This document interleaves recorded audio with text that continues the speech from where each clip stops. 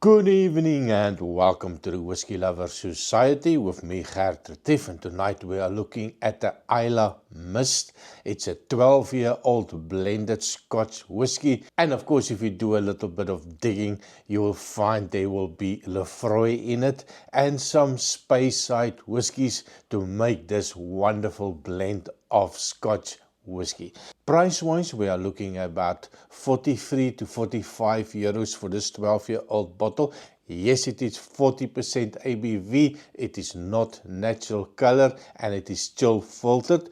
But on this one, is it going to be worth that 43 euros? Or can you just spend a little bit of less money? Laphroaig 10-year-old cost me 37 euros.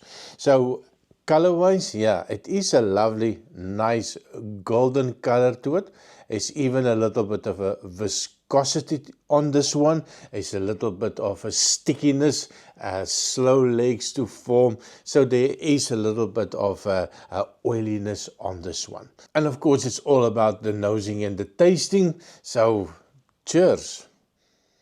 Now on the nose, I would have expected a little bit more peat on it, considering the pedigree of it and that little Laphroaig note.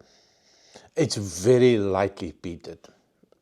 If I had to venture, maybe 10, 15 parts per million on the phenols, so definitely not a peat monster.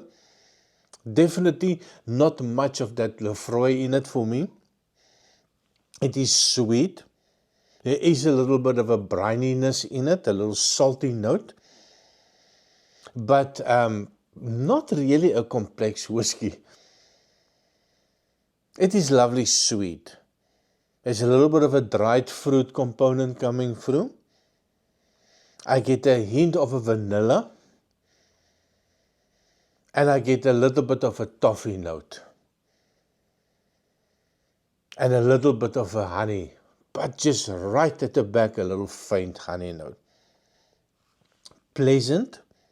Is nothing bad like that Band-Aid, that tarriness. You don't get any of that night. It reminds me more of a speyside than actually an Islay note that comes out. So quite pleasant. On the taste, cheers.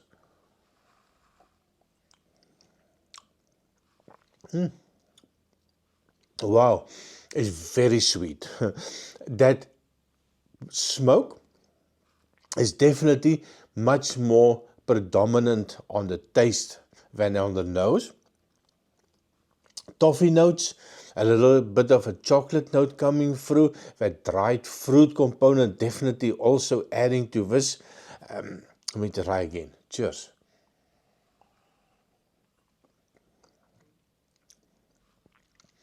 Wow. It is very pleasant. More chocolate on the second note.